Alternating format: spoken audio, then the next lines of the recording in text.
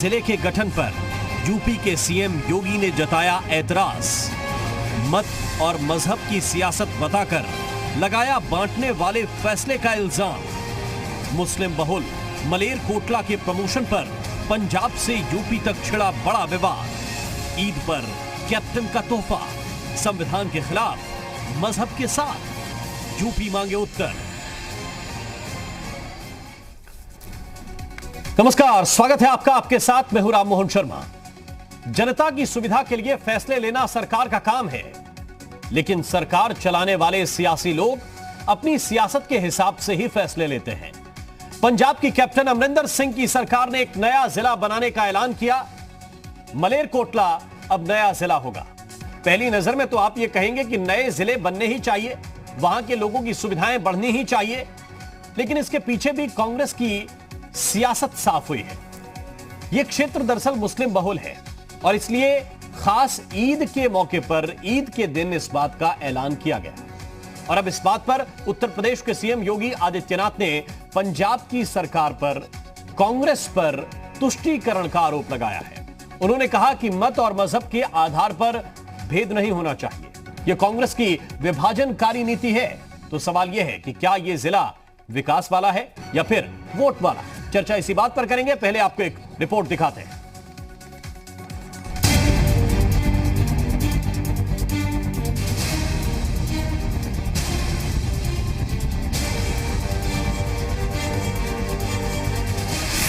पंजाब में हुआ नए जिले का ऐलान। मलेरकोटले ਨੂੰ आज जिले ਦਾ बनवा रहे हैं। तो खिंच गई सियासी कमान। क्या मजहब और मौका देखकर बना जिला मलेरकोटला अब पंजाब में नया जिला होगा। इसका ऐलान पंजाब के सीएम कैप्टन अमरिंदर सिंह ने किया, और वो भी ईद के खास मौके पर।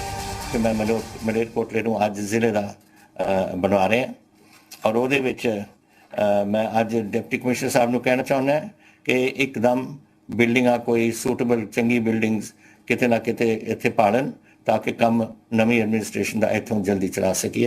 नवा डीसी असी नियुक्त कर देंगे अपने मलेरकोटले वास्ते। वर्चुअल कार्यक्रम के जरिए जिस मलेरकोटला को नया जिला बनाया गया है, उसे जिला बनाने का वादा पुराना था। कांग्रेस ने चुनाव में इस बात को अपने घोषणा पत्र में रखा था। मलेरकोटला मुस्लिम बहुल इलाका है। 2011 की जनगणना के मुताबिक इसकी आबादी करीब 1,35,000 है, जिसमें से लगभग 96,000 या 68.5% मुसलमान हैं और करीब 9.5% आबादी सिख समाज की है। कहा जा रहा है कि मलेरकोटला को जिला बनाने का ऐलान सियासी फायदे को देखते हुए किया गया, और इसके लिए खास तौर पर ईद का मौका चुना गया।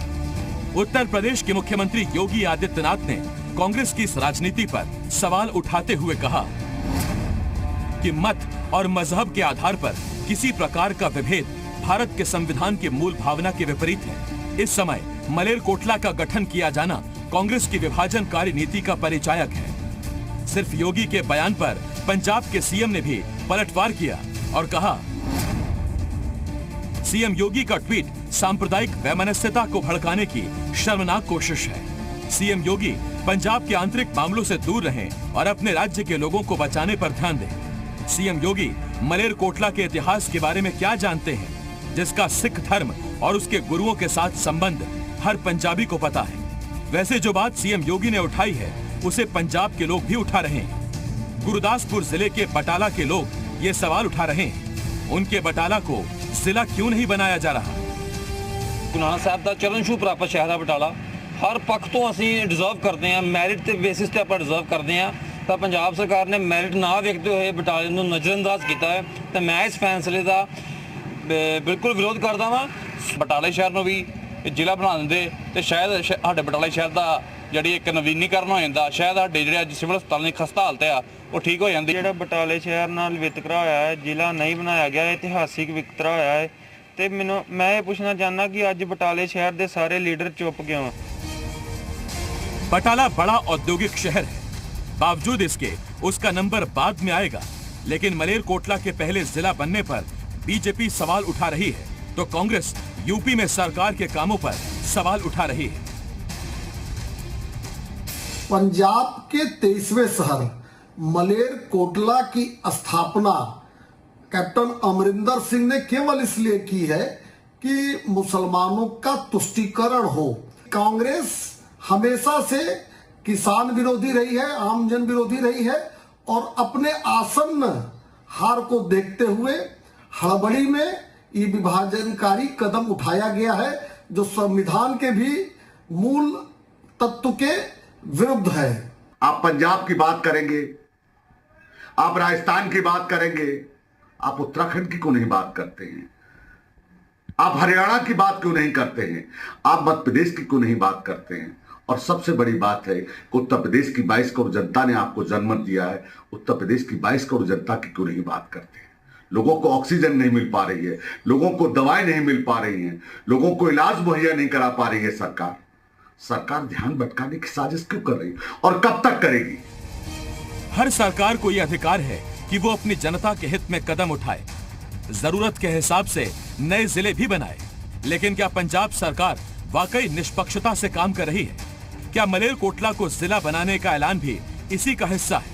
क्योंकि अगर ऐसा है तो मुस्लिम बहुल इलाके को यह तोहफा ईद के दिन ही क्यों दिया गया? क्या इसके पीछे धर्म की सियासत नहीं है? ब्यूरो रिपोर्ट, जी मीडिया। और आइए चर्चा की शुरुआत करते हैं। हमारे साथ इस वक्त कुछ खास मेहमान जुड़े हुए हैं, पहले उनका परिचय आपसे कराएं।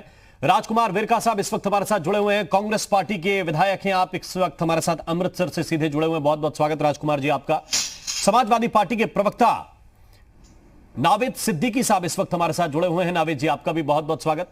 और सुब्रत पाठक जी हमें ज्वाइन कर रहे हैं, आप सांसद हैं भारतीय जनता पार्टी के, बहुत बहुत स्वागत सुब्रत पाठक साहब आपका भी।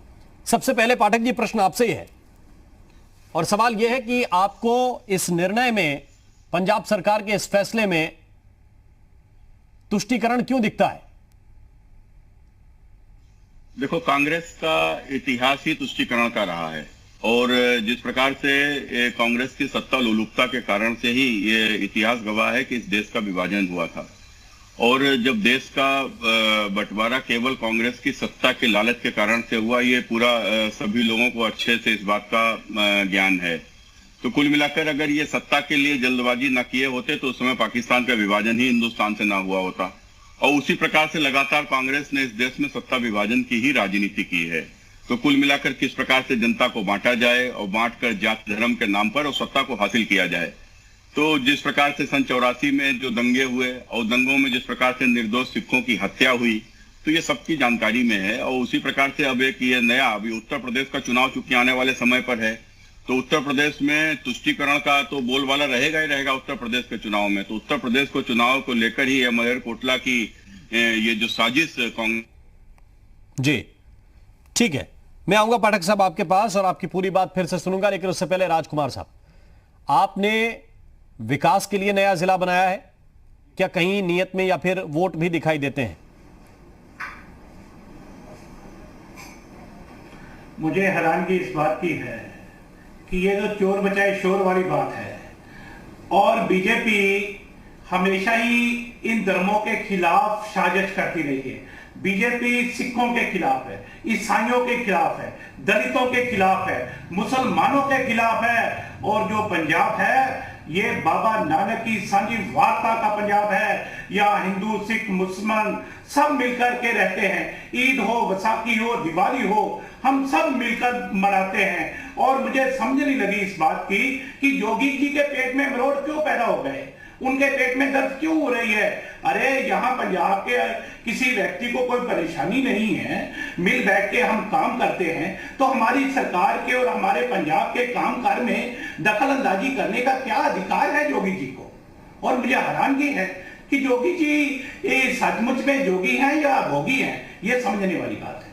नहीं, लेकिन सवाल वो ये पूछ रहे हैं कि आपने एक जिला बनाया, उसके लिए खास दिन चुना और उस खास दिन पे ये ऐलान हुआ। आगे पीछे कर लेते, विकास तो बहुत दिन से मांग चल रही है, पिछले कई सालों से मांग चल रही है कि मलेरकोटला को जिला बना दीजिए। देखिए, ये हमारे मैनिफेस्टो में था जी कि ईद के दिन ऐलान करेंगे। 5 साल का मिला हुआ है, हम हर साल एक अरे क्या ईद के दिन ऐलान करने में क्या कोई बीमारी फैल जाती है? क्या परेशानी क्या है? ईद के दिन में खुशी बांटना क्या परेशानी है?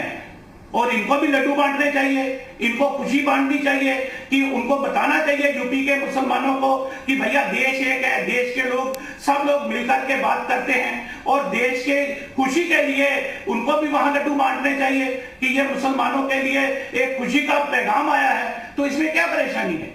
नहीं राजकुमार बेरका साहब, जिला बनाना किसी मुसलमान के लिए खुशी का पैगाम है, वहां रहने वाले हिंदू के लिए भी उतनी खुशी का पैगाम है, सिख के लिए भी है, किसी जाति धर्म का व्यक्ति हो, जिला तो सब मांगते हैं ना, सबके काम आसानी से होते हैं। आप जो टारगेट करके कि भाई यही कम्युनिटी है, ये लोग अच्छे हैं, ये हमें वोट देते हैं, और उसको लेकर आप एक विशेष मौके पर विशेष ऐलान करते हैं, इसलिए लोग सवाल पूछते हैं। किसी को कोई दिक्कत नहीं है किसी भी दिन से, लेकिन दिन क्या इसलिए चुना कि आपकी सियासत को उसका फायदा मिले। पहली बात तो ये है, आप जोगी जी के ऑब्जेक्शन के बाद ये डिबेट कर रहे हैं जी। जोगी जी का ऑब्जेक्शन क्या है आपने सुन लीजिए।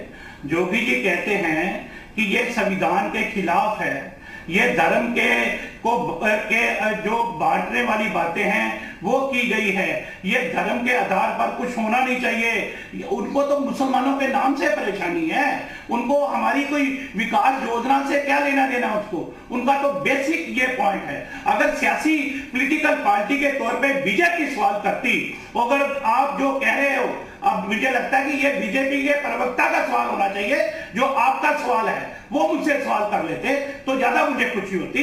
और मैं समझता हूं कि जो जोगी जी का सवाल है वो देश को बांटने वाला सवाल है।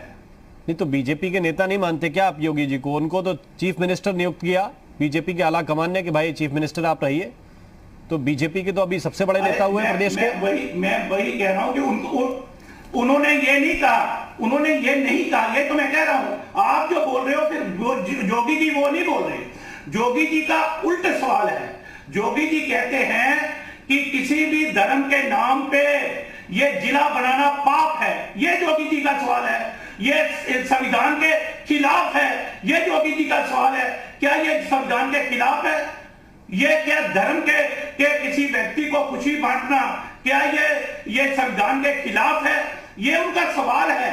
और ये उनका सवाल नहीं है कि जो आप कह रहे हैं कि सियासत के लिए जिला बनाया गया, ये सियासी सवाल करें, वो मैं जवाब देने के लिए तैयार हूं। उन्होंने सियासी सवाल नहीं किया, उन्हें चोट मारी है धर्म के नाम पर, उन्होंने चोट मारी है ये मुसलमानों के ऊपर। नहीं, वो तो कह रहे हैं कि आप लोग तुष्टीकरण करते हैं, ये नहीं पढ़ा आपने उसमें, ये आपकी विभाजनकारी और तुष्टीकरण की नीति है।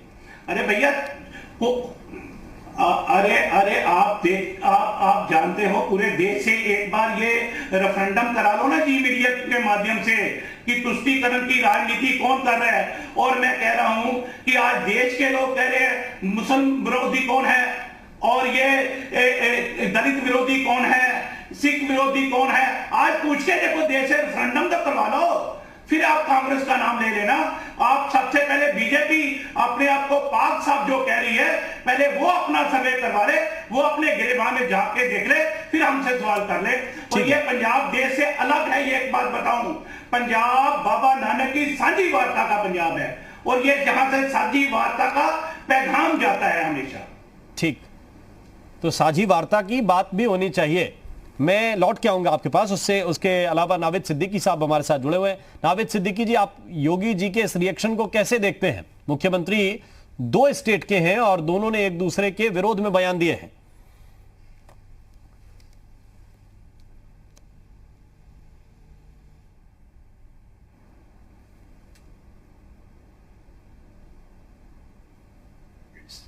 हमारे देश में जब लाइट कहीं जाती है किसी के घर में, तो इंसान अपने घर में फ्यूज नहीं चेक करता है, अपने घर में तार नहीं चेक करता है। सबसे पहले कहाँ चेक करता है? वो सबसे पहले पड़ोसी के घर में चेक करता है। वो सबसे पहले कहता है, अरे भाई शर्मा जी आपके यहाँ लाइट आ रही है क्या? तो शर्मा जी जब कह देते हैं कि हमारे यहाँ लाइट आ रही है, तब तो वो परेशान हो जाता है, दुखी हो जाता है। और अगर शर्मा जी कह देते हैं कि हमारे यहाँ नहीं आ रही है, तब वो संतुष्ट हो जाता है कि चलो इनके यहाँ भी मामला ऐसे ही है जैसे हमारे यहाँ। योगी जी के साथ यही प्रॉब्लम, अपना फ्यूज तो सही नहीं कर पा रहे हैं, अपने प्रदेश का फ्यूज जो है वो तो सही नहीं कर पा रहे हैं। ऑक्सीजन से कितने लोग मर रहे हैं, आंकड़े क्या देते हैं, लोग मर रहे हैं कितने, शव कितने बताए जाते हैं, जलते कितने शव हैं, किस तरह से उत्तर प्रदेश हाहाकार मचा रहा है। इनको अपना प्रदेश देखना चाहिए कि ये दूसरे के घर में दे। ये अपना पहले फ्यूज सही करें, अपनी बिजली सही करें, उसके बाद ये देखें ना दूसरे के यहाँ क्या हो रहा है। और तुष्टीकरण की बात करने में, ये तो तुष्टीकरण के ब्रांड एम्बेसडर हैं। योगी जी हुए, ये डबल इंजन के जितने लोग हैं भारतीय जनता पार्टी के, ये सब ये क्या फिरका परस्त पार्टी है ये तो ना। अब योगी जी जितने नाम बदल डाले इन्होंने 4 साल में, काम तो किया नहीं। योगी जी ने सिर्फ नाम बदले, इलाहाबाद है तो प्रयागराज कर दिया। इस तरीके से हर जगह का नाम, चौराहों का नाम, हजरतगंज है तो अटल बिहारी चौराहा हो गया। ये नाम, ये क्या है, तुष्टीकरण नहीं है तो क्या है? तो ये तो एक ब्रांड एम्बेसडर है, ये दूसरे के ऊपर क्या उंगली उठा रहे हैं? योगी जी को सोचना चाहिए, 3 उंगलियां इनकी तरफ है। पहले अपना घर सही कीजिए, अपने घर में चिराग जलाइए, चिराग रोशन कीजिए, लोगों को अस्पताल पहुंचाइए जो जाना चाहते हैं, जिनको ऑक्सीजन चाहिए उनको ऑक्सीजन दीजिए, हर जगह अस्पताल बनाइए। आप दिखावे के लिए अस्पताल बना रहे हैं, वहां गुब्बारे लगा रहे हैं। सुब्रत पाठक साहब, ये सारी चीजें। सुब्रत पाठक साहब, विपक्ष के लोग कह रहे हैं कि पहले उत्तर प्रदेश देखना चाहिए, फिर दूसरे प्रदेशों पर टिप्पणी करनी चाहिए। देखिए, उत्तर प्रदेश को जिस प्रकार से उत्तर प्रदेश की एक स्थिति थी, दुनिया जानती है कि उत्तर प्रदेश को लोग अपराध प्रदेश के नाम से जाना करते थे। उत्तर प्रदेश माने माफियाओं का प्रदेश, उत्तर प्रदेश माने गुंडों का प्रदेश। आज उत्तर प्रदेश में कानून व्यवस्था सुधरी है और जिस प्रकार से उत्तर प्रदेश में कानून के राज की स्थापना हुई है, मुझे लगता है कि कहीं ना कहीं इनके लिए बड़ा चिंता का विषय है। ये वही उत्तर प्रदेश है जहाँ रोज दंगे हुआ करते थे, ये वही उत्तर प्रदेश है जहाँ के ऊपर दुर्गा विसर्जन यात्राओं के ऊपर हमले हुआ करते थे, ये वही उत्तर प्रदेश है जहाँ के ऊपर कांवरियों की यात्रा के ऊपर हमले हुआ करते थे। जिस प्रकार से उत्तर प्रदेश में का एक सांप्रदायिकरण समाजवादी सरकार में किया गया था, मुझे लगता है कि आज उत्तर प्रदेश में वो माफियावाद, उत्तर प्रदेश को सांप्रदायिकरण से दूर करने का काम तो योगी जी ने किया है। और आज वही मुझे लगता है कहीं ना कहीं सबके अंदर एक कष्ट है इस बात का। लेकिन आज उत्तर प्रदेश में आने वाले विधानसभा के चुनाव को देखकर जिस प्रकार की राजनीति पंजाब से हो रही है, हम सब ने देखा, ये मैं नहीं कह रहा हूँ, ये पूरा उत्तर प्रदेश इस बात को जानता है कि जब मुख्तार अंसारी का मामला था तो किस प्रकार से उत्तर प्रदेश के एक अपराधी को वहां पर ले जाकर जिस प्रकार से संरक्षण दिया गया था, जिस प्रकार से उत्तर प्रदेश के एक बड़े अपराधी को, जिसने उत्तर प्रदेश में तमाम अपराधों को अंजाम दिए थे, वहां के ऊपर जिस प्रकार से उसकी खातिरदारी हो रही थी, ये सब पूरा देश देख रहा था। उसके बाद तो सुप्रीम कोर्ट के इंटरफेयर करने के बाद ही वो मुख्तार अंसारी वापस आया। तो मुख्तार अंसारी वापस आ गया और यहाँ की जेल में बंद है, तो अब इनके पास में कोई मुद्दा नहीं है। अब आने वाले चुनाव में अखिलेश यादव से मुकाबला है। अब अखिलेश यादव बड़े तुष्टीकरण करते हैं कि प्रियंका गांधी बड़ी तुष्टीकरण करती हैं, तो इन दोनों में ये मुकाबला है। उस मुकाबले को लेकर ही ये पंजाब में इस प्रकार की घटना घटी है। और मैं समझता हूं कि कांग्रेस ने सदैव देश के अंदर विभाजन की राजनीति की है। और आज जिस प्रकार से देश की आजादी के बाद जो पाकिस्तान का विभाजन कांग्रेस के कारण से हुआ था, मुझे लगता है कि आज वोट बैंक की राजनीति के कारण से एक और विभाजन की तैयारी ये कांग्रेस और कांग्रेस के नेता लोग कर रहे हैं। आज ये उसी का ये नतीजा है। राजकुमार जी, आप सुन रहे हैं, बीजेपी के सांसद ये कह रहे हैं कि आप लोग वोट बैंक की पॉलिटिक्स कर रहे हैं और उसका ये एक और नया अध्याय है। देखिए भैया, कहते हैं ना कि औरों पे अगर तबसरा कीजिए तो पहले सामने आईना रख लिया कीजिए। और हैरानगी इस बात की है कि आज देश में त्राही त्राही मची हुई है, देश कंगाली और बर्बादी की ओर आगे बढ़ रहा है। इनको गुड फील हो रहा है, यूपी में बहुत अच्छा हो रहा है जी, यूपी में सारा खुशहाली है, चारों तरफ लाशें बिछी हुई है, चारों तरफ हाहाकार मची हुई है। और आप किस बात की खुशहाली कर रहे हो भाई? आपको चाहिए कि भैया अपने गृह में जाके अपने घर की ओर ध्यान दें। यहाँ पे चाहे बीजेपी के लोग हैं, चाहे कांग्रेस के लोग हैं, चाहे आम आदमी पार्टी के लोग हैं, चाहे अकाली दल के लोग हैं, और ये जिला बनने से सब लोग खुशी हैं और सब लोग खुशी मना रहे हैं और सब लोग हिंदू मुस्लिम सिख ईसाई इसके लिए लड्डू बांट रहे हैं। तो आपके पेट में मैं बार बार पूछ रहा हूं, दर्द क्यों उठ रहा है? आपको तो खुशी मनानी चाहिए कि भैया ये इनको क्या परेशानी है कि अगर यहाँ जिला बना, ऐसा ना हो कि यहाँ के मुसलमानों के बीच में एक भावना पैदा हो जाए कि वहां मुसलमानों के लिए जिला बन गया। अरे भैया, यहाँ आप लोग हरिद्वार बनाइए, काशी बनाइए, आप लोग यहाँ पे कुरुक्षेत्र बनाइए, दुनिया भर के नाम रखिए, हमें सबसे ज्यादा खुशी होती है इन सब चीजों के लिए। आप लोग जो हजरत के नाम पे जितने भी जिले हैं, जितनी चीजें हैं, आप उसको खत्म करके ये क्या पैगाम क्या देना चाह रहे हो कि ये आपको परेशानी है, हम इनका नाम खत्म कर रहे हैं और ये इनका नाम जीवित कर रहे हैं। ये परेशानी है आप लोगों को। आपको ये है, पान वाले हैं, मोची है, हलवाई है, ये जितने धोबी हैं, इन सबको जो एक कठिनाई पड़ रही है कोरोना कर्फ्यू के कारण, इसलिए उनको एक भत्ता दिया जाएगा। वो 1000 रुपए का भत्ता उनको एक माह के लिए दिया जा रहा है। तो ये बड़ी बातें सरकार के प्रवक्ता सिद्धार्थनाथ सिंह बता रहे थे। राहत जरूर उन लोगों को मिलेगी जिनके लिए ये ऐलान किए गए हैं। और आइए, चर्चा हम लगातार इस बात को लेकर कर रहे हैं कि क्या पंजाब में मलेरकोटला का जो जिला का गठन हुआ है, नया जिला बना है पंजाब में, उसके पीछे कांग्रेस की पॉलिटिक्स क्या है। मुख्यमंत्री योगी आदित्यनाथ जिस तरफ इशारा कर रहे हैं उसमें कितना दम है। हमारे साथ कुछ खास मेहमान लगातार बने हुए हैं। सुब्रत पाठक जी हमारे साथ बने हुए हैं, नावेद सिद्दीकी जी हमारे साथ बने हुए हैं और विजय उपाध्याय जी भी हमें ज्वाइन कर रहे हैं। आप राजनीतिक विश्लेषक हैं। विजय उपाध्याय साहब, किस तरह से आप इन चीजों को देख रहे हैं?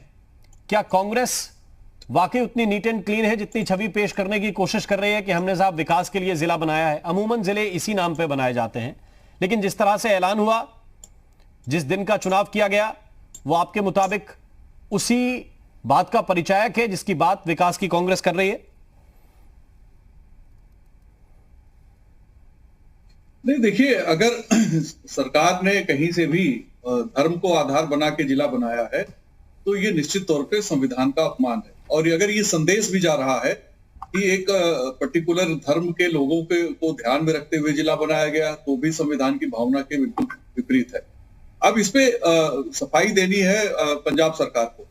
योगी आदित्यनाथ को जो हमला करना था उन्होंने कर दिया, और पंजाब सरकार के इस फैसले से एक बड़ा राजनीतिक हथियार भारतीय जनता पार्टी को मिल गया है, जिसका वो भरपूर इस्तेमाल करेगी कांग्रेस को घेरने के लिए। तो ये एक ऐसा कदम है, एक ऐसे समय में जब उत्तर प्रदेश के विधानसभा चुनाव बहुत ज्यादा दूर नहीं है, पंजाब में भी आने वाले समय में चुनाव बहुत दूर नहीं है। तो ऐसी स्थिति में ये जो राजनीतिक गहमा गहमी है इस मुद्दे पर निश्चित तौर पे बढ़ेगी, और निश्चित तौर पे भाजपा कांग्रेस को कई तरीके से घेरने की कोशिश करेगी। ठीक है, नावेद सिद्दीकी साहब भी अपना पक्ष रखना चाह रहे थे। सिद्दीकी साहब, ये प्रश्न बहुत सीधा है। आप कहते हैं कि योगी आदित्यनाथ या बीजेपी की पॉलिटिक्स बांटने वाली पॉलिटिक्स है, लेकिन कांग्रेस पर आप इन बातों को सहजता से स्वीकार नहीं करते, तो अंदर अंदर अभी भी वही बात है जो 2012 में थी?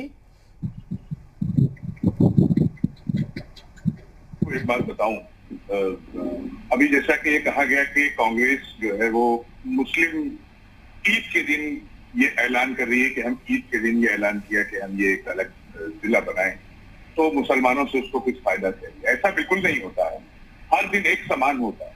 अब मैं आपकी ही बात करूं, जी मीडिया जो है, जी मीडिया पिछले 1 साल से ये बता रहा है कि ईद पे हम एक फिल्म अपनी रिलीज करेंगे जिसका नाम है राधे।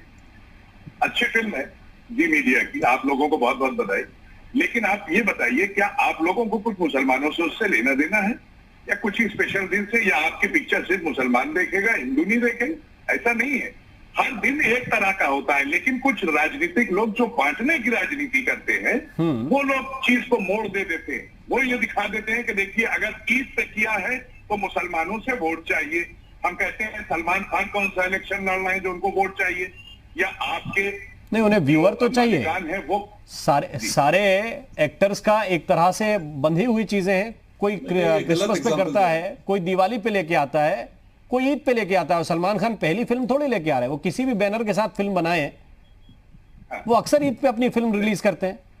नहीं, लेकिन अब आप मैं एक चीज और सुन लीजिए। आप अभी आपने बीच में योगी जी सुन लीजिए, मैं एक उदाहरण दे रहा हूं कि हर दिन एक समान होते हैं, कि किसी दिन को ये कहते ना कि ये उनका दिन है, ये उनका दिन है।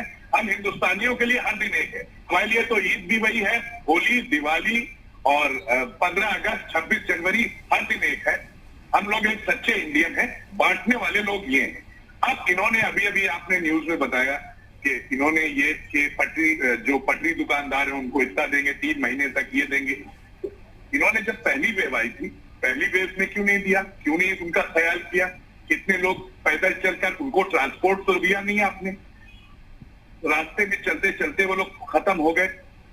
लेकिन अब क्योंकि चुनाव आ रहे हैं, उत्तर प्रदेश में चुनाव है, बंगाल में आप उत्तर प्रदेश छोड़कर बंगाल गए थे कैंपेन करने, मुंह काला हो गया, आपको लौट कर आना पड़ा वापस। लेकिन आप लौट के आए, आपको कुछ हासिल नहीं हुआ। सुन लीजिए, मैं ये सच्चाई बता रहा हूँ। नहीं तो पिछले लॉकडाउन के वक्त भी तो 1,000 रुपए दिए गए थे, जो अब ऐलान हुआ है। कुछ नया ऐलान है क्या आपको लग रहा है? देखिए ऐसा है, ये सब चीजें जो है ये लोग समझ रहे हैं, ये सोशल मीडिया पे भी लोग समझ रहे हैं। आपका चैनल भी बहुत अच्छा है, आपका चैनल सब चीज दिखाता है, दूसरे चैनलों की तरह आप नहीं। दूसरे चैनल तो सिर्फ एक ही इंसान का गुण गा रहे हैं, आप वैसे नहीं है। आप लोग बहुत अच्छे लोग, आप जनता को सही चीज दिखाएंगे, हमें पूरा यकीन।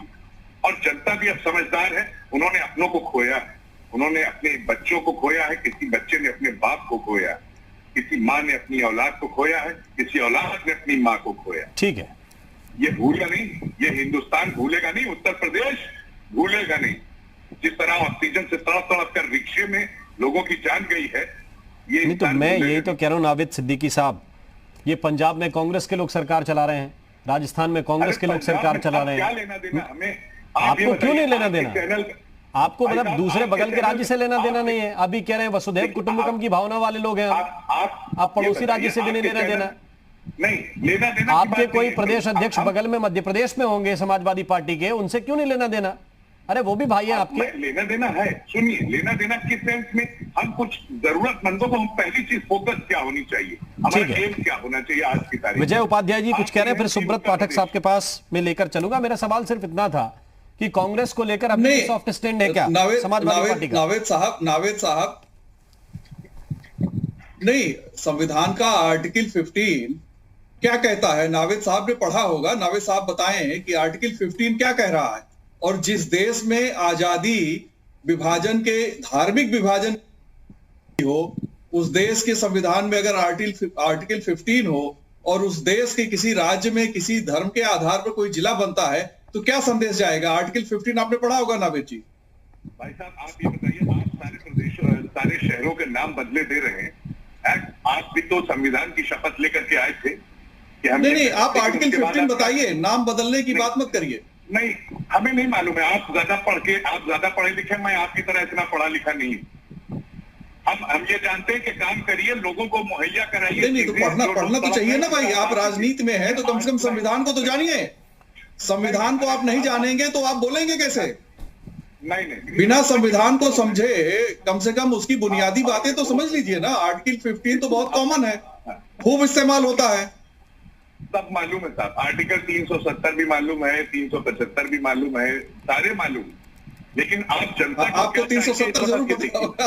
आप देखिए, लोगों को बांटने की राजनीति करना छोड़ दीजिए। जनता को आर्टिकल 15 भी चाहिए। आप ये नहीं कह सकते आर्टिकल 15 नहीं चाहिए। आर्टिकल 15 चाहिए जनता को। आप मेरी बात का जवाब ही नहीं दे रहे हैं, आप आर्टिकल पे चले गए। आप ये बताइए कि जो लोगों को उत्तर प्रदेश, पहले अपने घर को आप देखेंगे। अगर खुदा न खास्ता कोई अपने घर में बात हो रही है, भगवान ना करे किसी के घर में, सब में अच्छा। अरे घर पूरा देश है, पूरा देश घर है। हाँ, सिर्फ उत्तर प्रदेश हमारा घर नहीं है, पूरा भारत हमारा घर है। ये बात आपने बहुत अच्छी कही कि पूरा देश आपका घर है, मैं सम्मान करता हूं इस बात का। लेकिन आप ये बताइए, आप इस तरह से बांटने की राजनीति करना छोड़ दीजिए। अगर पूरे देश को घर समझ रहे हैं तो हर एक घर में दिया भी जले, चिराग भी हो, हर एक घर में दिया भी जले, अनाज भी हो, और हुकूमतों से कोई ऐसा कामकाज भी हो। लेकिन अफसोस कि हुकूमत ऐसा कामकाज कर कहा रही है, न चिराग है न अनाज है, लोग तड़प रहे। अब तो ऑक्सीजन भी छीन लिया साहब, अब तो ऑक्सीजन भी छीन लिया। नावेद जी कहिए तो मैं आपको बता दूं आर्टिकल 15 में क्या है।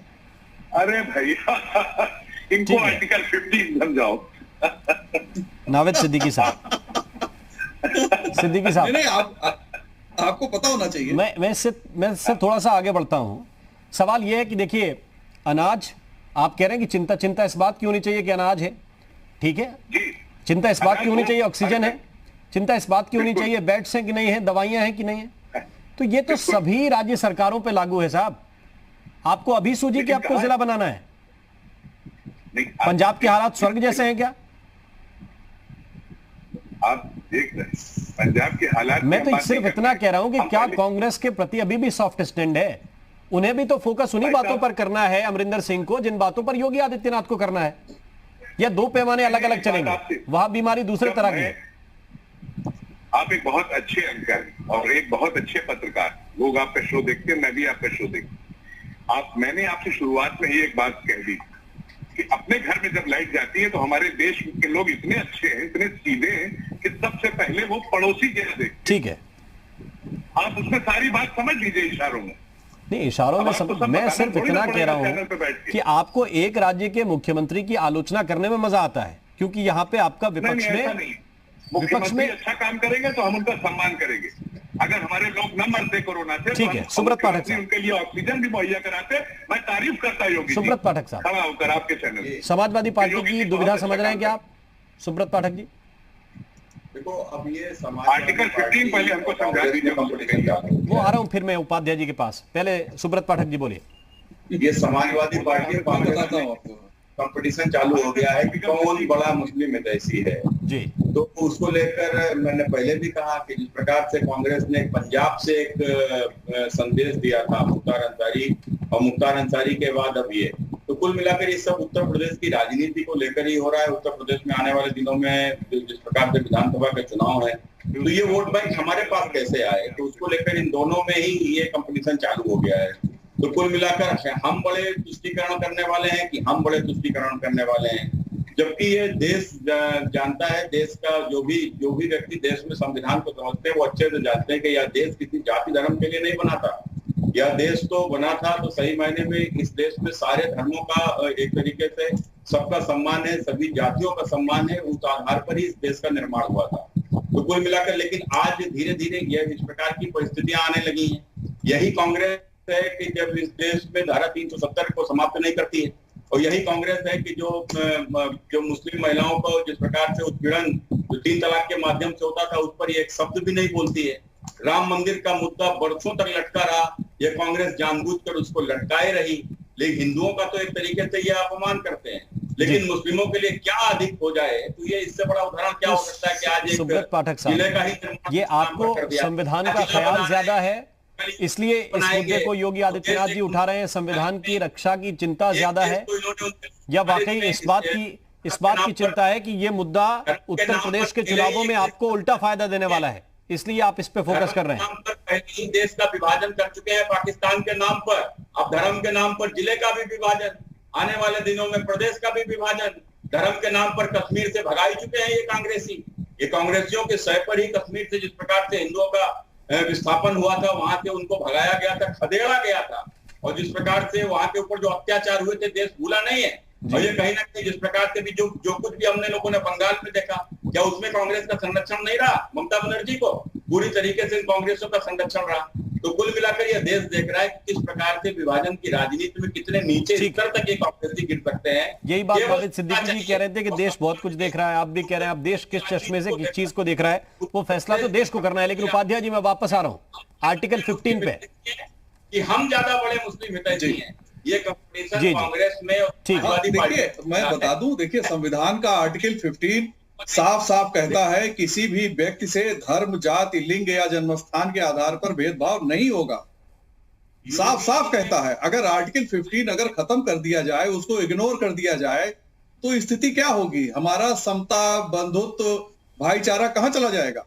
कम से कम राजनेताओं को आर्टिकल 15 के पक्ष में खड़ा होना चाहिए, इसके खिलाफ नहीं खड़ा होना चाहिए। आज आप किसी एक जिले का किसी एक वजह से निर्माण कर रहे हैं, कल ऐसे ही किसी दूसरे जिले की मांग उठेगी, परसों किसी तीसरे जिले की मांग उठेगी। आखिर आप किस तरफ ले जा रहे हैं? ये जो शुरुआत है ये खतरनाक है। मैं सिर्फ आर्टिकल 15 का इसीलिए बार बार जिक्र कर रहा था कि ये कहता है कि धर्म, जाति, समुदाय के आधार पर कोई भेदभाव नहीं होगा, कोई प्रिविलेज भी नहीं मिलेगा। जो प्रिविलेज मिलता है अल्पसंख्यक समुदाय को, अल्पसंख्यक होने की वजह से उसकी अलग व्यवस्था की गई है जी। धर्म के आधार पर नहीं मिलता है, इसीलिए आरक्षण में धर्म के आधार पर आरक्षण भी नहीं मिलता है। जो पिछड़े वर्ग के मुस्लिम हैं उनको तो आरक्षण मिलता है, लेकिन सिर्फ मुसलमान होने की वजह से आरक्षण मिल जाए, सिर्फ ईसाई होने की वजह से आरक्षण मिल जाए, ये संविधान बिल्कुल अनुमति नहीं देता है। तो जो आर्टिकल 15 है, पंजाब सरकार ने अप्रत्यक्ष तौर पे उसका उल्लंघन किया है। मुझे लगता है कोर्ट में जाएगा मामला तो उस जिले का जो अस्तित्व है वो खतरे में हो जाएगा। ठीक है, नाविद सिद्दीकी साहब, क्या मिलेगा या बहुसंख्यक को क्या मिलेगा? विषय सिर्फ ये है कि अल्पसंख्यक वोट ये कांग्रेस को कैसे मिलेगा? तो कुल मिलाकर किया तो कभी कुछ है नहीं भ्रष्टाचार के सिवाय, जो कुछ भी किया है केवल परिवार विशेष के लिए किया है, तो ये वोट कैसे मिल जाए? तो इस वोट के कारण से तुष्टीकरण है। तो अब ये दोनों में कंपटीशन चालू होगा, ये समाजवादी पार्टी और कांग्रेस में कंपटीशन चालू है कि हम बड़े हितैषी कि हम बड़े हितैषी, उसी को लेकर ये। नाविद सिद्दीकी जी, तो उसका आपने जिक्र नहीं किया, क्यों? क्योंकि आप उसका इस्तेमाल ही नहीं कर रहे, ना आप ऑक्सीजन दे रहे हैं, ना आप लोगों को, सुनिए, डॉक्टर राम मनोहर लोहिया बड़े पैरोकार थे आर्टिकल 15 के। सुनिए, शमशान घाट पे आज जो है लोगों को लाइन लगी, कतार लगी है, वहां पे लकड़ी ब्लैक वो हो रही है, ब्लैक मार्केट हो रही। ये भी आर्टिकल 15 में है कि घाट का भी इंतजाम करे सरकार, राज्य सरकार।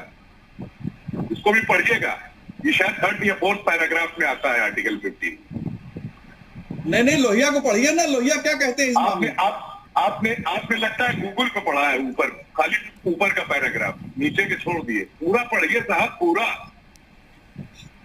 नहीं, आप नीचे वाले आप बता दीजिए ना।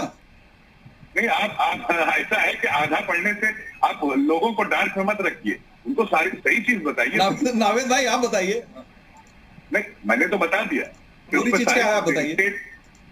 मैंने बता तो दिया, मैं इंपॉर्टेंट चीज बता दी कि जो चीज रखरखाव प्रदेश का इंपॉर्टेंट चीज का यूटिलिटीज, उसका भी बहुत अहम किरदार होता है प्रदेश सरकार का, उनका जिम्मा होता है उसको देख रेख करना कि लोगों को हर चीज मुहैया हो, जरूरत की यूटिलिटीज समझते होंगे आप। ठीक है, एसेंशियल समझते। लेकिन ऐसे दौर में फिर पॉलिटिकल मैसेजिंग जरूरी है क्या नाविद सिद्दीकी? क्या जरूरी है कि पॉलिटिकल राजनीतिक संदेश चले जाएं जो देना चाहते हैं? नहीं, मैं आपके प्रश्न का वो समझा नहीं कि राजनीतिक मैं ये कह रहा हूं कि ऐसे वक्त में ईद के मौके पे आपने एक ऐलान कर दिया कि मलेरकोटला नया जिला बनेगा। आपको जो पॉलिटिकल संदेश देना था आप दे चुके, तो इस वक्त में भी सरकार ख्याल रख रही है कांग्रेस की कि उसको क्या पोस्चरिंग करनी है? देखिए, कांग्रेस क्या करे साहब, हमें कांग्रेस से लेना देना नहीं। हम समाजवादी लोग हैं, आप हमसे हमारे काम की बात कीजिए। हमारे जो राष्ट्रीय अध्यक्ष जी हैं वो कर्म की राजनीति करते हैं, धर्म की तो करते नहीं है। वो कर्म की करते हैं कि हर घर में, हमने आपको बताया कि दिया भी जले, अनाज भी हो, यही समाजवादी चाहता है जी। समाजवादी की परिभाषा क्या है? परिभाषा सिंपल ये है कि अगर आप तटस्थ हैं और बीच में हैं तो आपको योगी आदित्यनाथ जितने खटक रहे हैं उनके काम की वजह से, उतने अमरिंदर सिंह क्यों नहीं खटक रहे? और खटक रहे हैं तो बोल क्यों नहीं रहे आप? देखिए, या फिर आप बीच में नहीं हैं, एक तरफ खड़े हैं किसी तरफ? नहीं, बिल्कुल खटकेंगे। इसलिए खटकेंगे कि जिस शख्स ने मुख्यमंत्री की शपथ ली उसके ठीक 6-7 महीने बाद उन्हीं के जिला जनपद में गोरखपुर में बीआरडी मेडिकल कॉलेज में 400 बच्चे मर जाते हैं, 400 बच्चे और ज्यादा ही होंगे।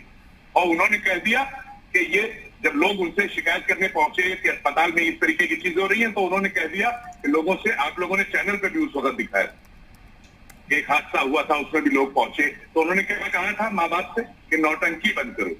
ये जनता नौटंकी भूलेगी नहीं और भूल भी नहीं रही है, याद है सब जनता को। अब तो वो अपना इंतजार कर रही है जनता। ठीक, सुब्रत पाठक जी, एक आखिरी कमेंट आपसे। इस पूरे परिदृश्य में भारतीय जनता पार्टी इस मुद्दे को क्या वाकई भुनाएगी आगे?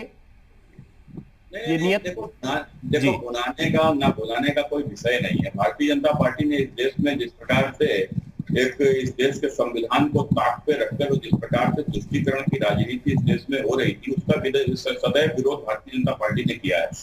तो कुल मिलाकर हम इसका भी विरोध हम सिर्फ इसलिए कर रहे हैं कि इस देश में जो तुष्टीकरण के नाम पर एक नए जिले का भी जिस प्रकार से निर्माण कर दिया गया है, अगर यही स्थितियां अगर इस देश में चलती रहेंगी तो आने वाले दिनों में फिर इस देश में एक प्रदेश का भी निर्माण होगा कि यहाँ के ऊपर अल्पसंख्यक बहुत लोग हैं। चलिए सर, समय इतना ही है। बहुत बहुत शुक्रिया आप तीनों मेहमानों का हमारे साथ शरीक होने के लिए, जुड़ने के लिए बहुत बहुत शुक्रिया, बहुत बहुत धन्यवाद। बात सिर्फ इतनी सी है कि कोई भी जिला बने, अगर पैमाना विकास का हो, अगर नीयत विकास की हो, तो फिर पूरी जनता खुश रहती है, उस प्रदेश के लोग भी खुश रहते हैं कि एक नया जिला बना है, ये क्षेत्र तरक्की करेगा। लेकिन उसके पीछे अगर आपकी पॉलिटिकल तरक्की जुड़ी हुई है तो फिर आपको निर्णय संविधान के मुताबिक ही लेने चाहिए। इसके दाएं बाएं जाएंगे तो जनता सवाल पूछेगी। यूपी मांगे उत्तर में अभी के लिए बस इतना ही। नमस्कार।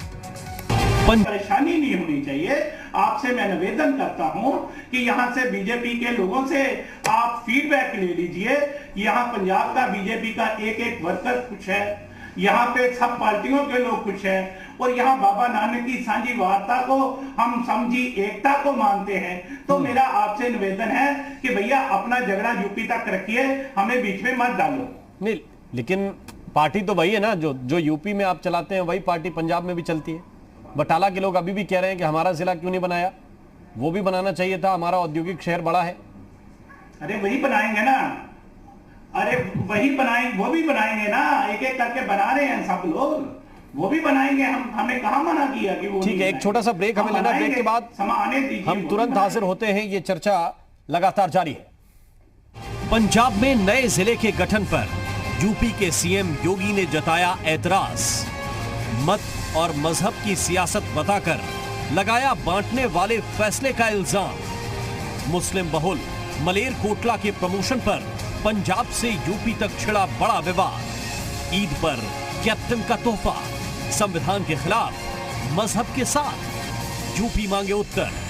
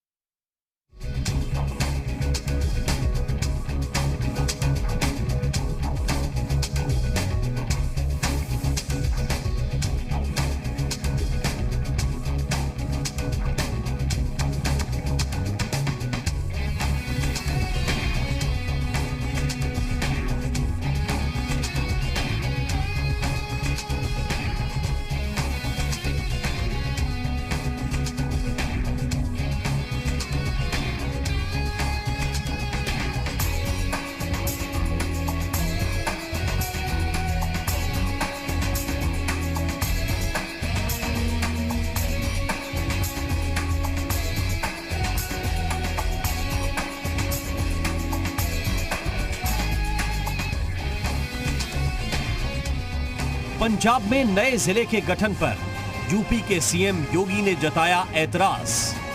मत और मजहब की सियासत बताकर लगाया बांटने वाले फैसले का इल्जाम। मुस्लिम बहुल मलेरकोटला के प्रमोशन पर पंजाब से यूपी तक छिड़ा बड़ा विवाद। ईद पर कैप्टन का तोहफा, संविधान के खिलाफ, मजहब के साथ, यूपी मांगे उत्तर।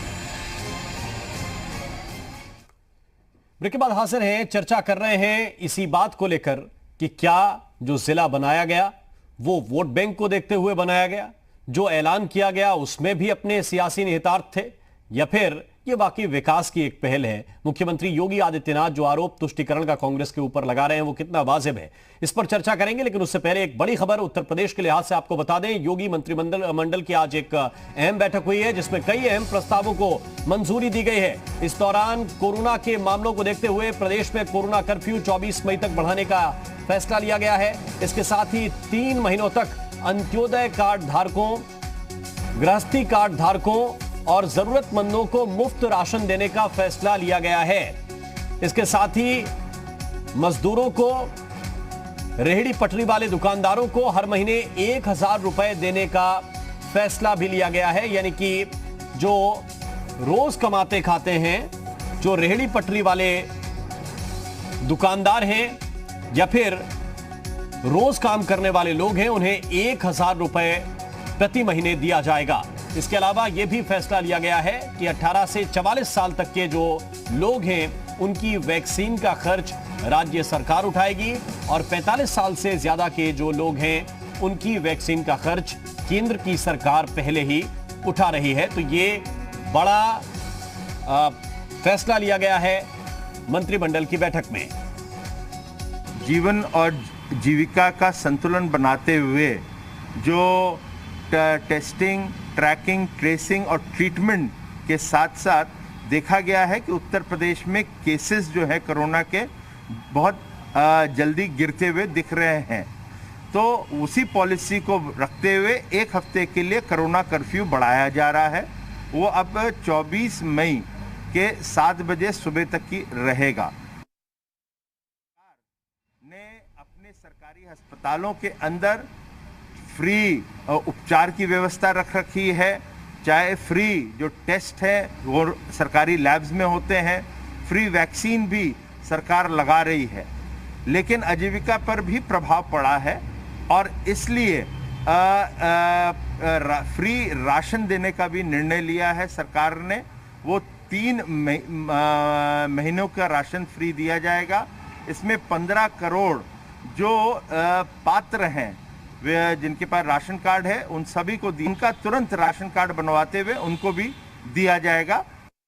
भरण पोषण पे जो प्रभाव पड़ रहा है, विशेष रूप से जो पटरी वाले हैं, रिक्शा वाले हैं, सब्जी वाले